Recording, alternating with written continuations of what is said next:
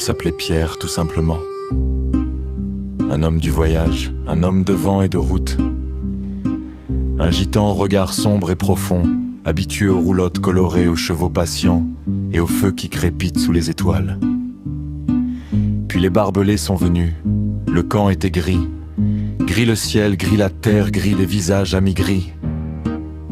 Le froid s'infiltrait dans les eaux comme une lame invisible. La faim tordait les ventres et rendait les nuits interminables. Pierre était renfermé depuis son arrivée. Il parlait peu, il gardait tout dedans. La peur, la colère, l'injustice.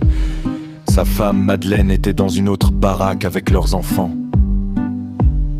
Il ne pouvait pas les voir. Parfois il croyait entendre la voix de son plus petit, mais ce n'était que le vent contre les planches. Cela lui déchirait le cœur, mais Pierre avait réussi à garder quelque chose. Un trésor minuscule, caché dans la doublure de sa veste.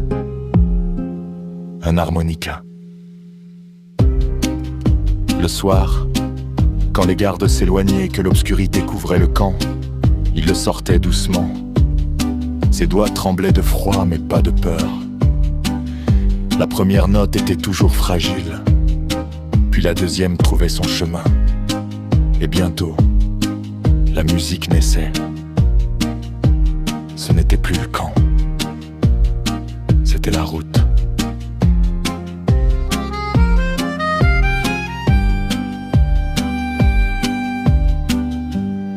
Il voyait la roulotte peinte de rouge et d'or, les chevaux soufflant dans l'air du matin, le feu qui danse, Madeleine qui rit en jetant du bois dans les flammes, les enfants qui courent pieds nus dans la poussière chaude.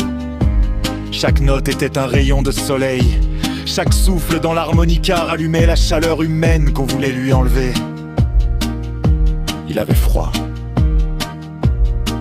il avait faim, il était privé de liberté. Et dans son